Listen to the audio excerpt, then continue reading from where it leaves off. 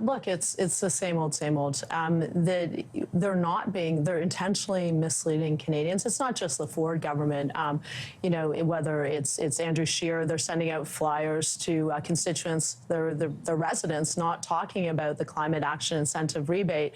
But look, this is consistent. They do not think climate change is a serious problem. Conservative politicians, they want to take us back in time.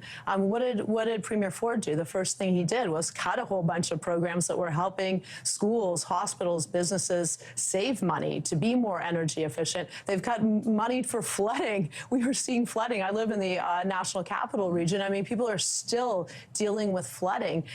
You know, they cut programs to plant trees, which, you know, are hugely supportive and are good for climate change. And so, look, this is more of the same. And, you know, it's just unfortunate that we have conservative politicians who don't think that climate change is a serious problem, that they want to take us back in time, and they don't see what the economy of the future looks like, where we have the solutions and we can take measures that work, and we can do it in a way that life is affordable and creates jobs. We've created 1 million jobs while putting a price on pollution.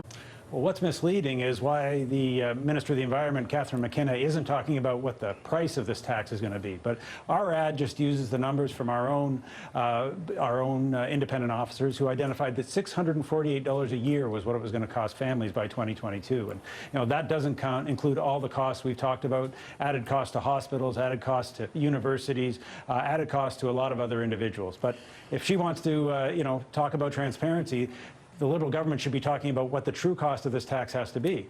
You and I know that the economists that they listen to say that if this tax isn't 10 to 15 times higher, that means $200 to $300 a ton, it isn't going to have an impact. So if they're going to raise gas prices by 50 cents a litre or 70 cents a litre, I wish she would just tell the people of Canada that, and then we would know where they stood in terms of their plan.